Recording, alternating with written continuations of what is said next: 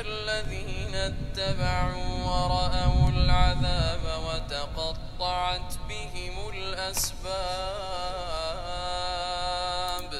وقال الذين اتبعوا لو أن لنا كرة فنتبرأ منهم كما تبرأوا منا كذلك يريهم الله أعمالهم حسرات عليهم وما هم بخارجين من النار يا أيها الناس كلوا مما في الأرض حلالا طيبا ولا تتبعوا خطوات الشيطان إنه لكم عدو مبين إنما يأمركم بالسوء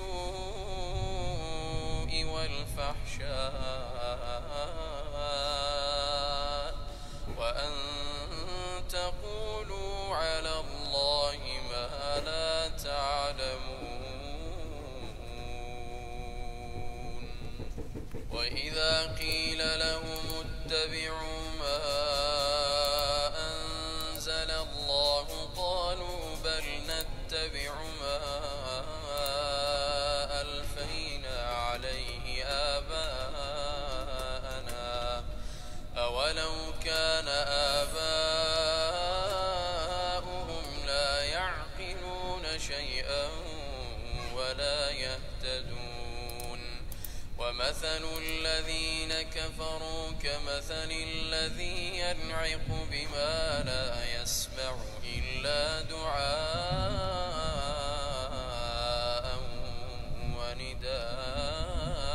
ونداء صم بكم عمي فهم لا يعقلون يا أيها الذين آمنوا كلوا من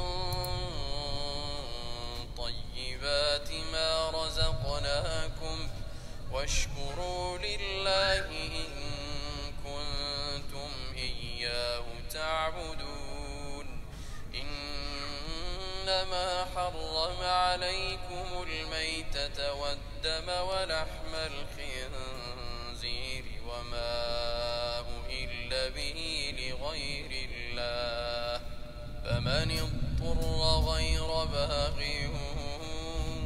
ولا عاد فلا إثم عليه إن الله غفور رحيم إن الذين يكتمون ما أنزل الله من الكتاب ويشترون به ثمنا قليلا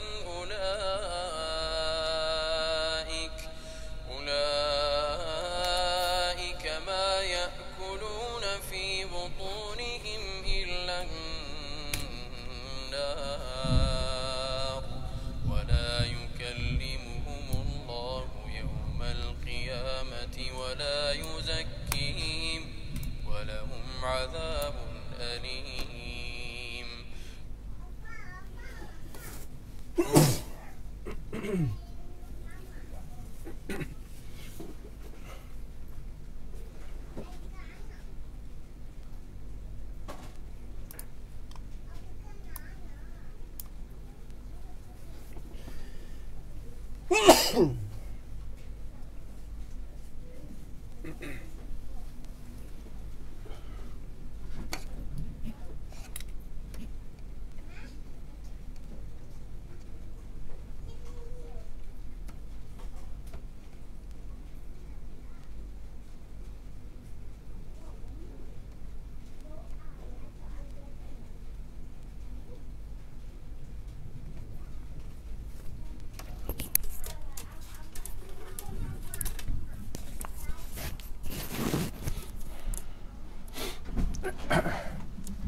السلام عليكم ورحمة الله وبركاته.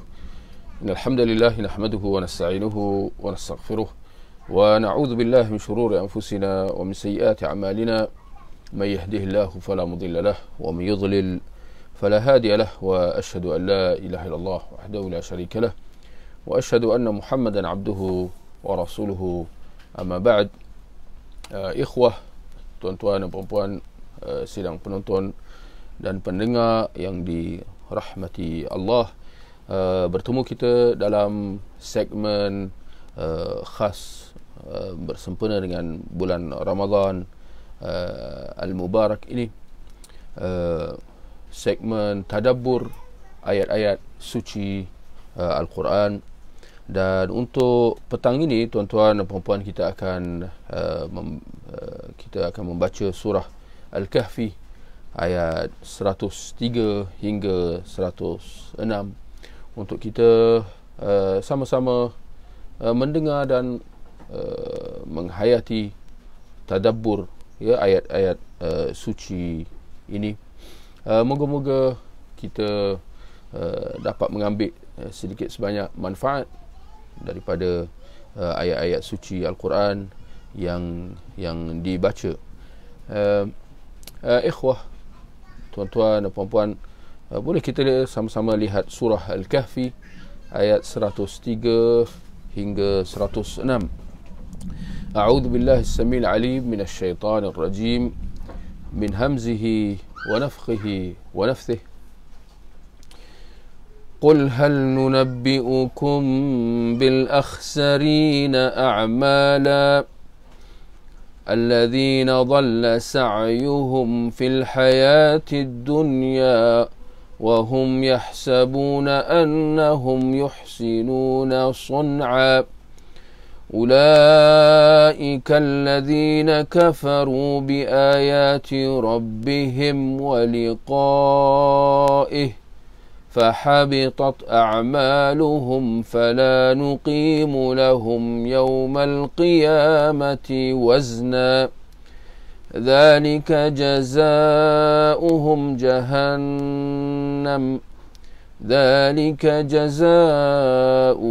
جهنم بما كفروا واتخذوا آياتي ورسلي هزوا.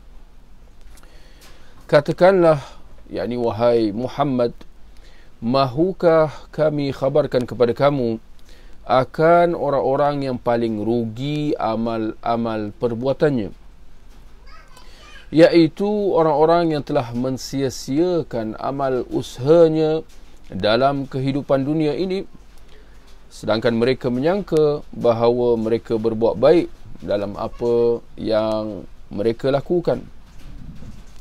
Mereka lah orang-orang yang kufur ingkar akan ayat-ayat Tuhan mereka dan akan pertemuan dengannya. Oleh itu gugurlah amal-amal mereka, maka akibatnya kami tidak akan memberi sebarang timbangan untuk menilai amal mereka pada hari kiamat kelak. Mereka yang bersifat sedemikian, balasannya neraka Jahannam, disebabkan mereka kufur ingkar dan mereka pula menjadikan ayat-ayatku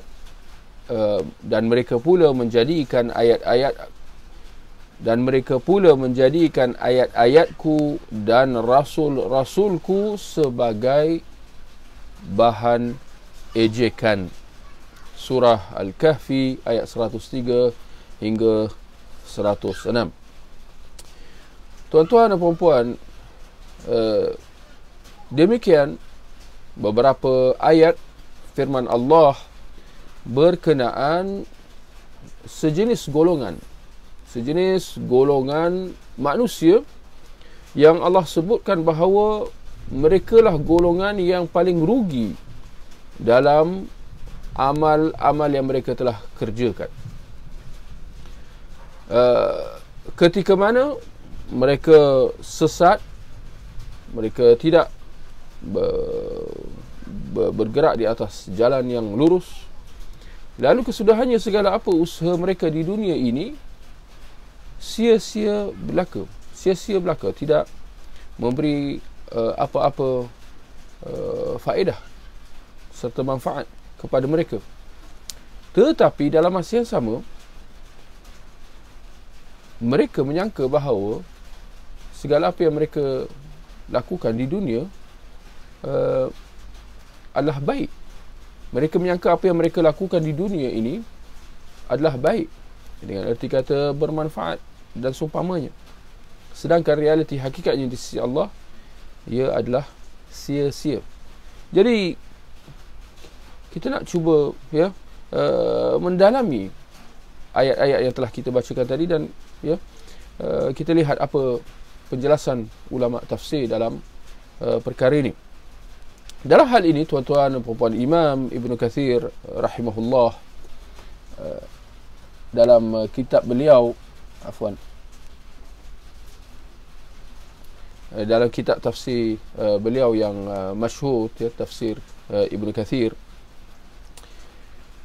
menjelaskan bahawa, atau mengemukakan sebuah riwayat daripada Imam Bukhari daripada Mus'ab, katanya, aku bertanya kepada ayahku Sa'ad bin Abi Waqqas radhiyallahu anhu berkenaan ayat ini. Qul hal nunabbi'ukum bil akhsarina a'mala, tentang firman Allah dalam surah Al-Kahfi ayat 103, mahukah kami khabarkan kepada kamu akan orang-orang yang paling rugi amal-amal perbuatannya. Kata Sa'ad bin Waqqas, atau kata anak Sa'ad bin Abi Waqqas, iaitu Mus'ab, adakah mereka orang-orang Haruriyah? Mus'ab bertanya kepada ayahnya Sa'ad bin Abi Waqqas, seorang sahabat Nabi sallallahu alaihi wasallam, adakah mereka yang dimaksudkan dalam ayat ini, iaitu mereka yang rugi dalam amal-amal perbuatan yang mereka kerjakan, adakah golongan yang dimaksudkan dalam ayat ini ialah golongan Haruriyah? Golongan Haruriyah merujuk kepada kumpulan pertama Khawarij dalam sejarah Islam. Jawab ayahnya, iaitu Sa'ad bin Abi Waqqas radhiyallahu anhu, tidak, mereka ialah orang-orang Yahudi dan Nasrani. Adapun orang-orang Yahudi, mereka telah mendustakan Muhammad sallallahu alaihi wasallam, manakala orang-orang Nasrani pula, mereka telah kufur dengan syurga dengan mengatakan bahawa tiada makanan atau minuman di dalamnya. Yani mereka menafikan penjelasan yang dikemukakan tentang realiti hakikat kehidupan di akhirat. Mereka kufur dengan beberapa aspek daripada perkara-perkara akhirat. Adapun, kata Sa'ad bin Abi Waqqas, adapun orang-orang Haruriyah, iaitu golongan Khawarij, mereka ialah golongan yang membatalkan perjanjian Allah sesudah ia dimeterai, iaitu perjanjian supaya orang-orang yang beriman menyatakan taat setia mereka kepada perintah Allah dan Rasulnya. Kerana itu erti kata orang yang beriman yang sebenarnya, iaitu orang beriman ialah orang yang tunduk kepada Allah dan Rasulnya, tunduk kepada firman Allah dan tunduk kepada sabda Rasulnya. Kerana itu, kata Ibn Kathir, Sa'ad bin Abi Waqqas menggelar golongan Khawarij sebagai orang-orang yang fasik. Jadi daripada sudut ini dapat kita lihat Imam Ibn Kathir membawakan pandangan Sa'ad bin Abi Waqqas yang berpandangan bahawa golongan yang dimaksudkan dalam ayat-ayat ini ialah golongan Yahudi dan Nasrani.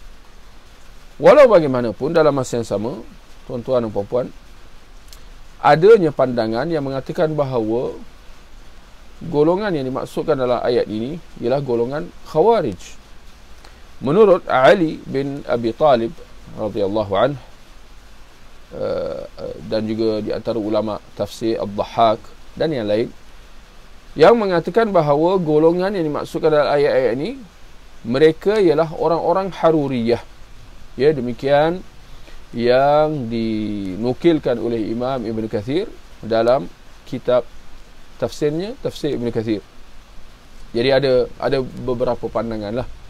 Ada pandangan yang mengatakan golongan yang dimaksudkan dalam ayat-ayat ini ialah golongan Yahudi dan Nasrani, dan ada pandangan yang mengatakan mereka ialah kumpulan sesat yang pertama dalam sejarah Islam, iaitu golongan Khawarij, atau dikenali juga sebagai golongan Haruriyah. Kata Ibn Kathir rahimahullah, artinya di sini menurut Ali radhiyallahu anh, ayat ini merangkumi orang-orang Haruriyah, iaitu Khawarij, seperti mana ia turut merangkumi orang-orang Yahudi, Nasrani dan selain mereka. Ayat ini tidak turun khas buat mereka, iaitu orang-orang Yahudi atau orang Yahudi dan Nasrani, ataupun mereka yakni golongan Khawarij. Sebaliknya ia bersifat umum. Ya. Jadi ayat ini, kesimpulan yang diberikan oleh Imam Ibn Kathir, ayat ini dia bersifat umum. Jadi kalau diperhatikan ayat-ayat yang telah dibacakan tadi, tidak dispesifikkan golongan yang mana. Ya, Allah tidak mengkhususkan mana-mana golongan yang rugi dalam amal-amal perbuatan mereka, ketika mana mereka dalam masa yang sama menyangka bahawa apa yang mereka lakukan itu adalah baik-baik belaka. Ya, Allah tak spesifikkan golongan yang mana. Jadi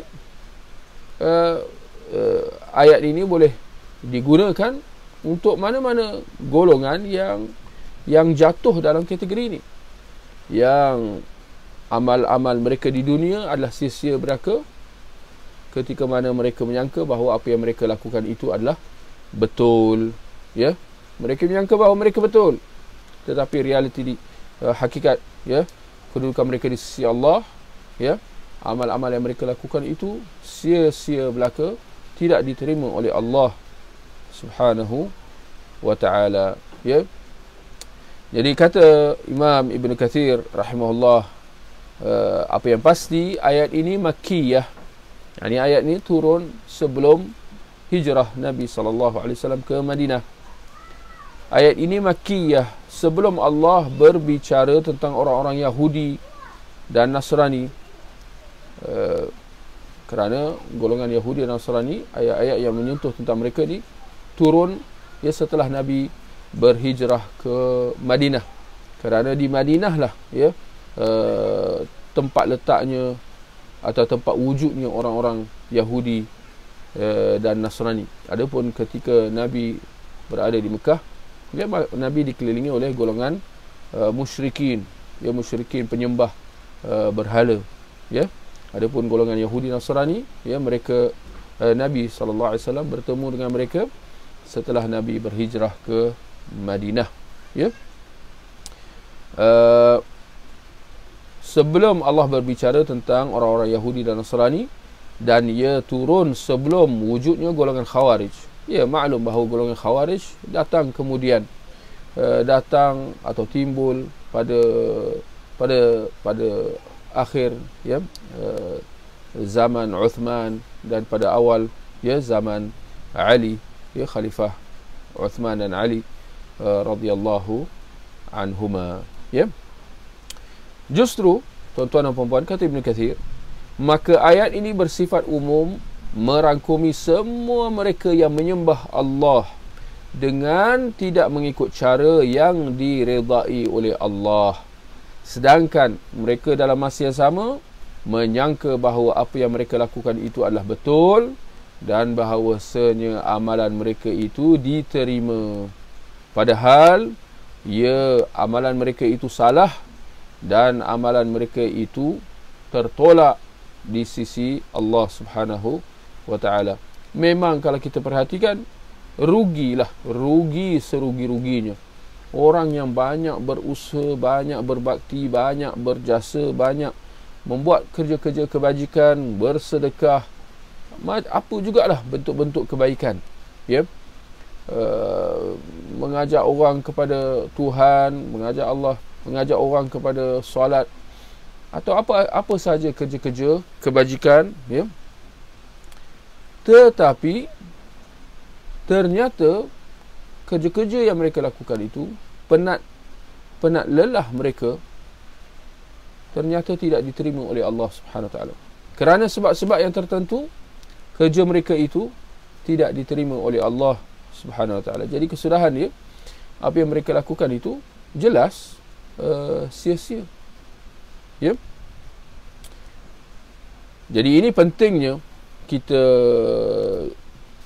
perlu jelas dia dalam perkara ini, bahawa dalam apa juga amal yang kita lakukan, hendaklah dia menepati seperti yang disebutkan oleh para ulama, 2 syarat sah ibadah.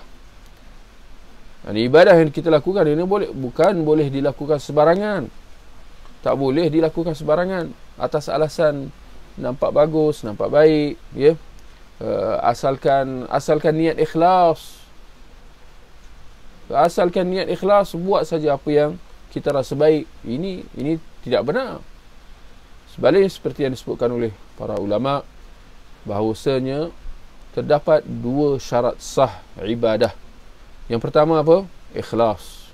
Ya, tidak nafikan. Dan apa juga amal yang kita lakukan, jika kita mengharapkan pahala, kalau apa juga amal yang kita harapkan pahala daripadanya, ganjaran pahala daripada Allah, keridaan Allah, balasan syurga, pertama kita kena niatkan ikhlas kerana Allah Subhanahu Wa Taala. Kita kena niatkan ikhlas kerana Allah, bukan kerana manusia, bukan kerana apa juga ganjaran dunia. Kita kena niatkan ikhlas, ya, kerana Allah. Ini syarat pertama agar amal yang kita lakukan itu diterima oleh Allah. Misal kata, kalau kita buat amal, kita sedekah misalnya, dengan tujuan untuk nak bantu fakir miskin itu semata-mata, ini tak ada niat ikhlas. Kita ada tujuan-tujuan tertentu lah, boleh jadi tujuan baik dan sebagainya. Kita bantu untuk nak meringankan beban orang yang susah misalnya, seperti yang dilakukan oleh orang-orang kafir. Ramai saja orang-orang kafir yang membantu orang-orang susah dan sebagainya. Bukan orang Islam saja tolong orang susah, orang kafir pun tak kurang banyaknya membantu orang susah. Tinggal lagi, adakah amalan yang mereka lakukan itu dianggap sebagai ibadah yang sah, yang diterima oleh Allah? Kita kena jelas bahawa selagi mana tidak ada ikhlas, maka tidak diterima oleh Allah Subhanahu Wa Taala. Selagi mana suatu amalan itu tidak dilakukan kerana Allah semata-mata, tidak diterima oleh Allah Subhanahu Wa Taala. Ini berdasarkan firman Allah Subhanahu Wa Taala, "Qul inni umirtu an a'budallah mukhlishan lahuddin." Katakanlah, yakni wahai Muhammad, kepada umatmu, bahawa sesungguhnya aku diperintahkan supaya menyembah Allah secara tulus, ikhlas dalam segala urusan agama, dalam segala urusan amal ibadah yang dilakukan. Dan dalam hadis yang masyhur yang diriwayatkan oleh Imam Bukhari dan Muslim daripada Umar bin Al-Khattab, bahawasanya dia mendengar Nabi SAW bersabda, "Innamal a'malu binniyat wa innama likulli imri'in ma nawa." Sesungguhnya setiap amalan itu bergantung kepada niat, dan sesungguhnya bagi setiap seseorang itu apa yang diniatkannya. Jika seorang itu melakukan satu amalan niat kerana Allah, maka amalannya itu kerana Allah. Adapun kalau diniatkan kerana tujuan-tujuan dunia yang tertentu, maka amalannya itu untuk apa yang diniatkannya untuknya, ya. Kemudian syarat yang kedua, jangan kita lupa, apa juga amal ibadah yang kita lakukan dengan tujuan kita mengharapkan keridaan Allah, ganjaran Allah, balasan syurga Allah, tidak memadai dengan hanya ikhlas, bahkan perlu dilengkapkan dengan syarat yang kedua, iaitu ittiba'. Syarat ittiba' iaitu ikut contoh, petunjuk, pedoman daripada Nabi SAW. Apa juga amal ibadah yang kita lakukan itu perlu dipastikan menepati apa yang ditunjukkan kepada kita oleh Rasulullah sallallahu alaihi wasallam. Kerana itu tujuan Allah mengutuskan nabinya sallallahu alaihi wasallam. Tidak lain dan tidak bukan untuk mengajar kepada kita cara ibadah. Kalau kita boleh beribadah dengan ikut suka hati kita asalkan ikhlas, maka apa tujuan Rasulullah diutuskan kepada kita? Kerana itu Allah berfirman dalam Al-Quran, laqad kana lakum fi Rasulillah uswatun hasanah liman kana yarjullah wal yawmal akhir. Sesungguhnya terdapat pada diri Rasulullah Nabi Muhammad sallallahu alaihi wasallam satu contoh tauladan yang baik. Satu contoh tauladan, apa arti tauladan? Ini ikutan yang baik. Untuk siapa? Liman kana yarjullaha wal yawmal akhir. Untuk mereka yang mengharapkan balasan baik daripada Allah, dan mereka yang mengharapkan ganjaran pada hari akhirat nanti. Ini barang siapa yang melakukan suatu amal kerana Allah, hendaklah dia mengikut contoh tauladan, cara yang ditunjukkan oleh Nabi sallallahu alaihi wasallam. Kerana itu Nabi menegaskan tentang perkara ini dalam hadisnya yang diriwayatkan oleh Bukhari dan Muslim. Man ahdatha fi amrina ma hadha ma laysa minhu fa huwa rad. Barang siapa yang mengada-adakan suatu perkara baharu dalam urusan kita ini, iaitu urusan agama, yang bukan daripadanya, yang bukan yang ditunjukkan oleh Nabi, yang bukan yang dilakukan oleh Nabi, fahuwa rad, maka dia adalah tertolak, kata Nabi SAW. Kerana itu dalam sebuah riwayat yang lain daripada Imam Muslim, Nabi SAW bersabda, man amila amalan laisa alaihi amruna fahuwa rad. Barang siapa yang melakukan suatu amalan yang tidak menepati cara kami, yang tidak menepati cara Nabi SAW, maka ia adalah tertolak. Baik. Jadi ini dia dua syarat. Ini tidaklah terlalu banyak, tidaklah terlalu sulit, tidaklah terlalu kompleks. Dua syarat sah ibadah yang kita kena ikut. Yang pertama ikhlas, dan yang kedua ialah ittiba', ikut cara Nabi SAW dalam beribadah. Tak kira dalam solat kita, dalam puasa kita, dalam zakat kita, haji kita, cara membaca Al-Quran, cara berzikir, cara berdoa, apa juga amal ibadah yang kita lakukan, perlu dipastikan ia memenuhi dua syarat sah ibadah yang telah kita sebutkan tadi, iaitu ikhlas kerana Allah semata-mata 100%, jangan kurang. Dan yang kedua, ittiba', mengikuti cara yang ditunjukkan, cara yang dilakukan oleh Nabi SAW. Jika salah satu apatah lagi kedua-dua syarat ini tidak ditepati, maka apa akan jadi? Itulah apa yang difirmankan oleh Allah dalam ayat 103 surah Al-Kahfi yang telah kita bacakan tadi, di mana Allah mengatakan, mahukah kamu aku khabarkan orang-orang yang rugi dalam amal mereka, iaitu orang-orang yang telah mensia-siakan segala usaha mereka di dunia ini, sedangkan dalam masa yang sama mereka menyangka bahawa apa yang mereka lakukan itu adalah baik, bagus, bermanfaat. Ini yang Allah sebutkan tentang golongan ini, golongan yang sia-sia dalam amal mereka. Jadi boleh kita faham, golongan yang mensia-siakan amal kebaikan mereka di dunia ini adalah golongan yang barangkali banyak beramal, banyak melakukan kerja-kerja kebaikan, tetapi ternyata perbuatan mereka itu tidak memenuhi dua syarat yang telah kita sebutkan tadi.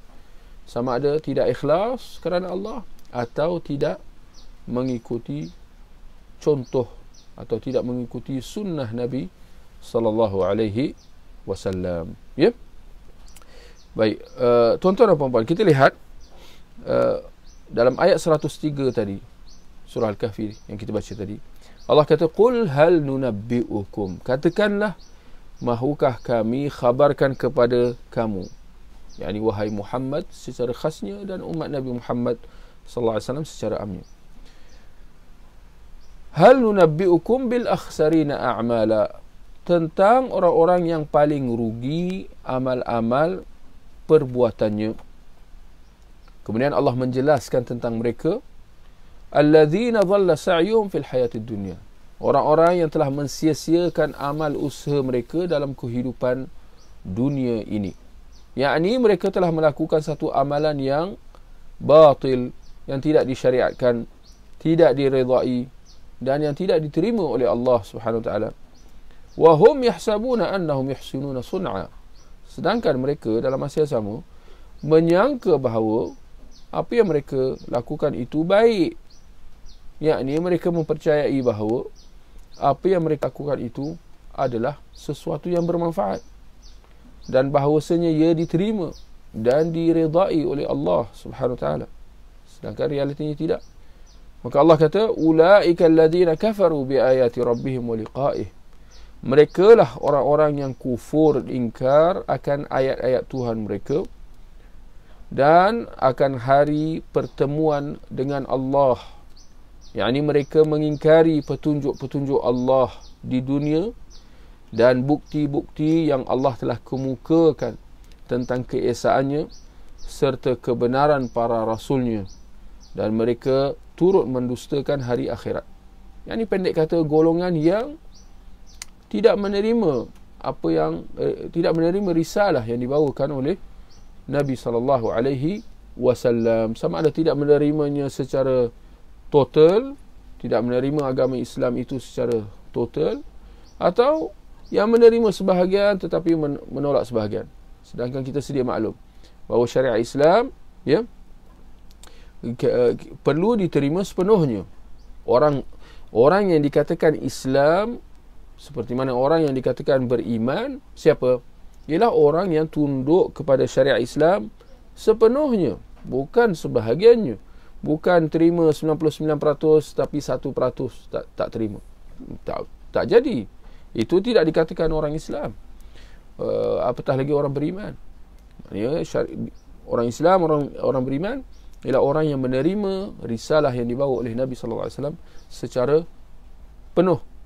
Tak kira sama ada dalam bab aqidah, dalam bab ibadah dan segala apa aspek agama itu. Ya.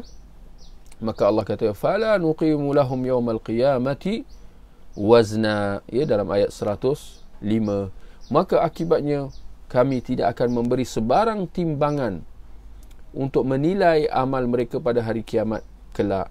Yakni, kata Ibn Kathir, kami tidak akan memberatkan timbangan mereka kerana mereka tidak mempunyai amalan-amalan yang baik. Yakni, apa yang mereka kerjakan itu, mereka ada melakukan kerja-kerja. Yani, ada mereka melakukan amalan-amalan yang tertentu yang pada sangkaan mereka baik. Pada sangkaan mereka tu amalan yang soleh. Tetapi ternyata di akhirat amalan-amalan mereka tu apabila ditimbang tidak memberatkan amalan soleh mereka sama sekali. Tidak ada apa-apa berat, tidak ada apa-apa nilai, ya, di sisi Allah Subhanahu wa ta'ala. Tidak memberi apa faedah kepada mereka. Dzalika jazaohum jahannam bima kafaru. Demikian balasannya neraka Jahannam disebabkan mereka kufur, ingkar, kata Allah Subhanahu wa ta'ala. Kata Ibn Kathir, yakni sesungguhnya kami memberi balasan sedemikian kerana kekufuran mereka dan kerana mereka telah menjadikan petunjuk-petunjuk Allah serta petunjuk-petunjuk para rasulnya sebagai bahan ejekan. Mereka mempersendakannya dan mendustakannya dengan sedahsyat-dahsyatnya. Ini golongan yang mempermainkan agama, ya, memperlecehkan agama, menganggap agama ini satu benda yang kolot, menganggap agama ini sebagai ketinggalan zaman, tak sesuai dengan zaman, tak sesuai dengan arus kemodenan dan sebagainya. Mereka ini yang dikatakan, ya, golongan yang kufur, ya, kufur ingkar atau kufur istihza, ya, wal iyadhu billah. Baik ikhwah, tuan-tuan dan puan-puan, demikian apa yang dapat kita sampaikan berkenaan, ya, ayat 103 hingga 106 daripada surah Al-Kahfi. Semoga apa yang disampaikan, ya, bermanfaat buat kita semua, insya-Allah. Baik, ikhwah, di sini ada beberapa pertanyaan yang diajukan.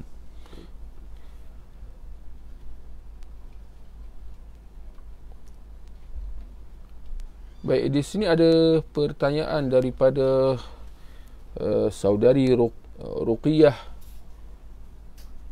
binti Salihuddin.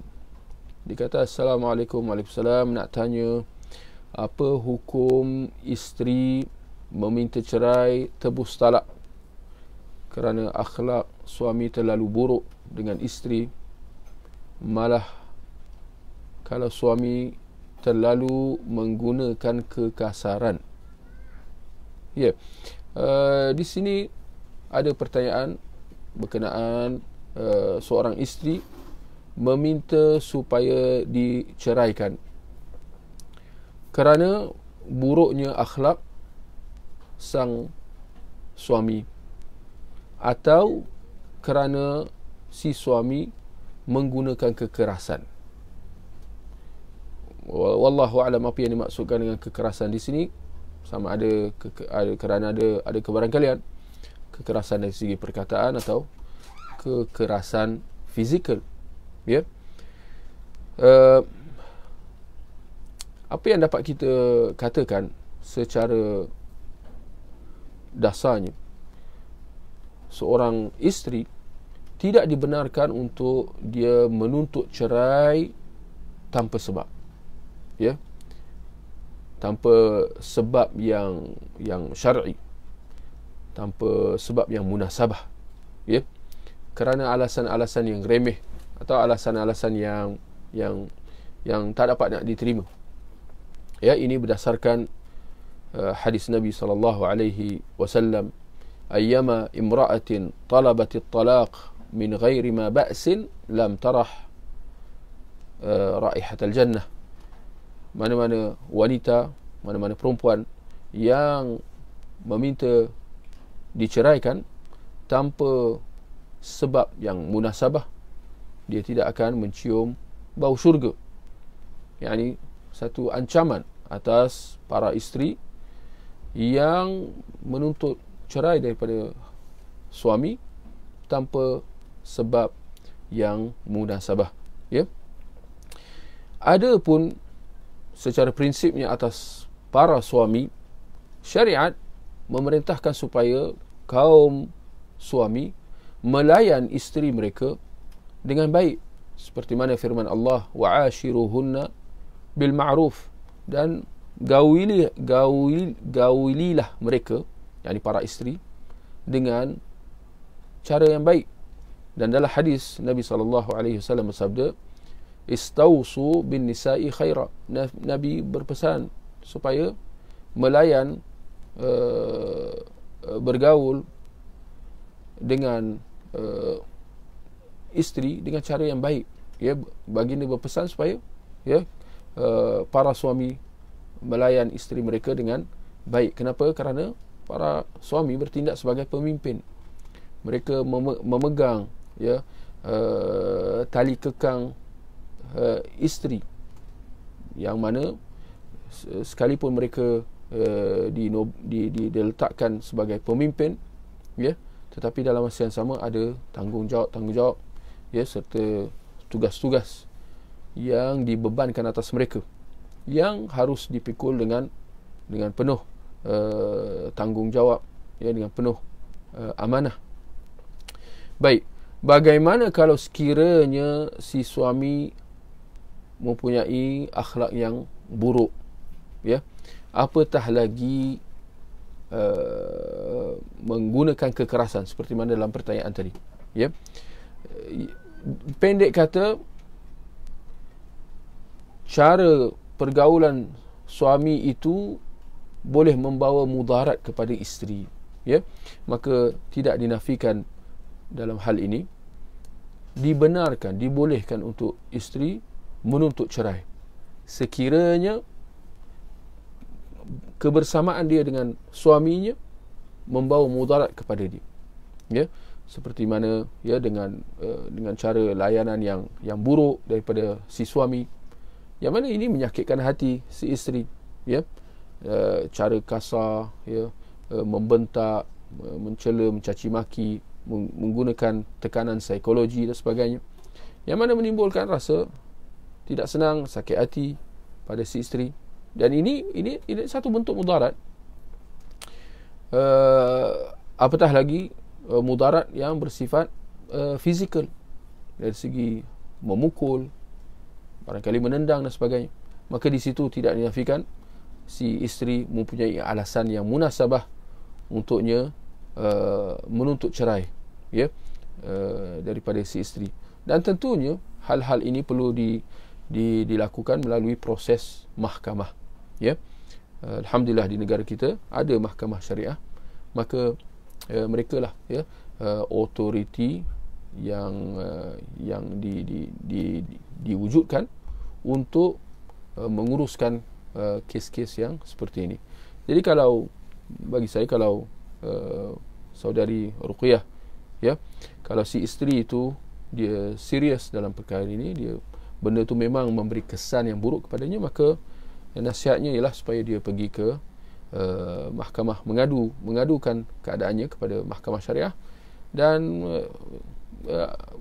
melalui proses-proses yang diperlukan.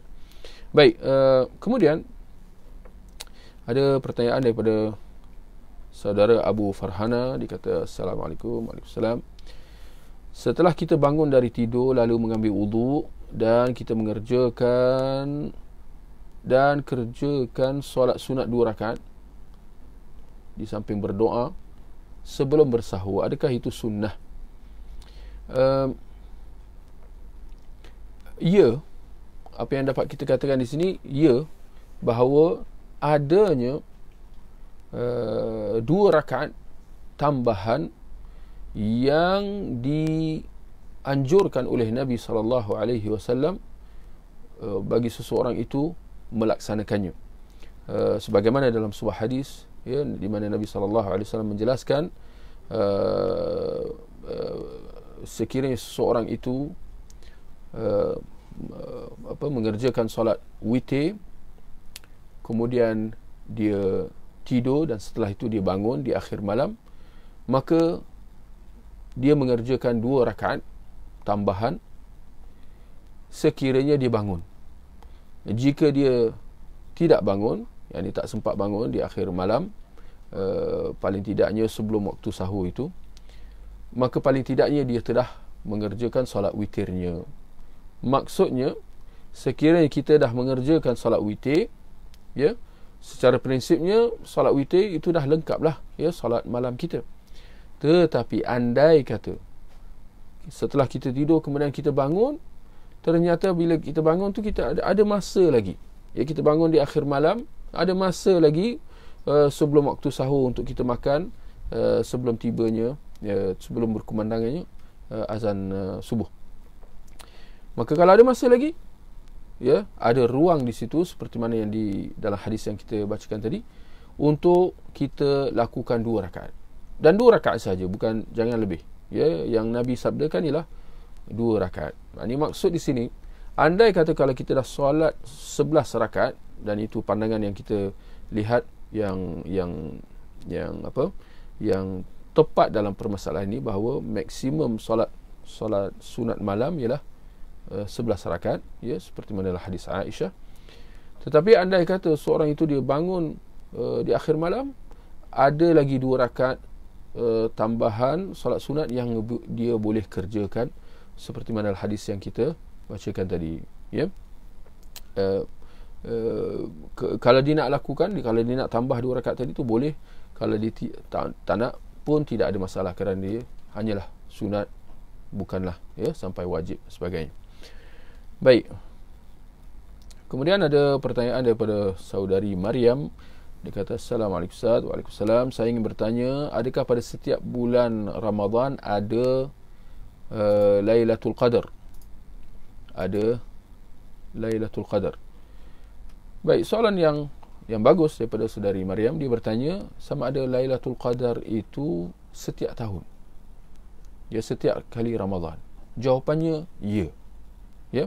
Jawapannya ya. Ya, malam Lailatul Qadar itu dia setiap tahun pada bulan Ramadan, ya. Dan dalam riwayat menjelaskan bahawa malam Lailatul Qadar ini pada 10 malam yang terakhir, ya. Khususnya pada malam-malam ganjil, ya. Nabi mengatakan iltamisuha fil ashril awakhir waltamisuha fi kulli witr, ya. Carilah malam Lailatul Qadar itu pada 10 malam yang terakhir di bulan Ramadan, dan carilah ia pada malam-malam yang ganjil, iaitu pada malam 21, 23, 25, 27 dan 29. Ya, jadi dia setiap tahun, walhamdulillah. Ya, satu kurniaan nikmat daripada Allah Subhanahu wa taala. Dan adakah malam Lailatul Qadar itu pada satu tahun itu dia sama dengan di semua tempat? Ini andai kata dia jatuh pada malam 21, adakah dia malam 21 pada semua negara? Sedangkan kita maklum bahawa setiap negara ada perbezaan dari segi waktunya. Ini kalau barangkali di satu negara tu malam, di negara yang lain waktu itu mungkin siang, dan seterusnya. Saya mendapati penjelasan daripada Syekh bin Baz, ya, kalau tak silap dia mengatakan ya, dia satu malam. Yani kalau dia pada bulan Ramadan itu dia jatuh pada malam 21, maka dia malam 21 di semua negara. Ya, bukan satu negara di malam 21 kemudian ada negara lain 2 hari berikutnya pada malam 23 dan seterusnya, tidak, ya. Beliau berpandangan malam Lailatul Qadar itu kalau jatuh pada satu bulan Ramadan itu pada satu malam di bulan Ramadan itu dia jatuh pada malam yang sama di semua tempat satu dunia. Ya, insya-Allah boleh jelas, boleh faham insya-Allah, ya. Baik, saya kira boleh kita ambil satu lagi soalan, ya, pertanyaan daripada Puan Harlina binti Hussein. Dia kata Assalamualaikum warahmatullahi wabarakatuh. Waalaikumsalam warahmatullahi wabarakatuh wa maghfiratuh. Dalam mempraktikkan surah yang panjang dalam solat, ada kalanya separuh jalan saya dah terlupa ayat seterusnya, tetapi saya tetap meneruskan solat dan tukar kepada surah yang lain. Bolehkah begitu? Ya, tidak ada masalah. Ya, tidak ada masalah. Tak dinafikan bahawa ini antara cabaran bagi orang yang hafal, ya, surah-surah panjang. Tetapi seperti mana kita manusia sentiasa diduga dengan sifat lupa dan seumpamanya. Jadi bila kita nak baca surah yang panjang ni, semestinya ada kebarangkalian kita terlupa ayat, sambungan ayat yang berikutnya dan sebagainya. Jadi bagaimana solat kita waktu itu? Ya, bolehkah kita berhenti dan kita sambung dengan ayat yang lain atau surah yang lain dan seumpamanya? Jawapannya tidak ada masalah. Ada keluasan dalam bab ini, ya. Tidak ada sebarang penetapan bahawa hendaklah, ya, dibacakan secara bersambung dan seumpamanya. Kalau terlupa hendaklah segera rukuk dan sebagainya. Tidak ada penetapan yang sedemikian, ya, dalam syarak. Ya, jadi ada keluasan. Kalau nak berhenti di situ terus rukuk atau nak sambung dengan surah yang lain, terserah, ya, tak ada masalah. Selagi mana kita jangan baca tunggang langgang lah, jangan kita campur adukkan ayat-ayat itu. Itu jelas, ya. Tapi saya kira bukan itu yang dimaksudkan oleh saudari Harlina tadi, ya. Baik, ikhwah, saya kira saya minta supaya kita berhenti di situ dahulu. Ada beberapa pertanyaan yang lain, tapi insya-Allah kita boleh tunda ke hari esok insya-Allah, ya. Hari esok insya-Allah kita boleh bertemu lagi dan boleh kita sambung, ya, menjawab pertanyaan-pertanyaan yang diajukan. Ikhwah, tuan-tuan dan puan-puan, sampai di situ saja untuk kita pada petang ini. Kita akhiri dengan tasbih kafarah. Subhanakallahumma bihamdik, asyhadu an la ilaha illa anta, astaghfiruka wa atubu ilaik. Sallallahu ala nabiyina Muhammad wa ala alihi wa sahbihi ajma'in. Wassalamualaikum warahmatullahi wabarakatuh.